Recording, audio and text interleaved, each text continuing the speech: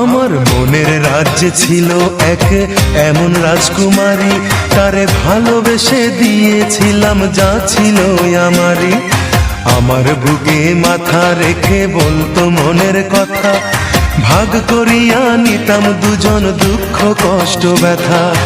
আমি শুধু ছিলাম যে তার প্রেমেরই পূজারি, তার ভালোবাসা করলো আমায় পথেরই ভিখারি।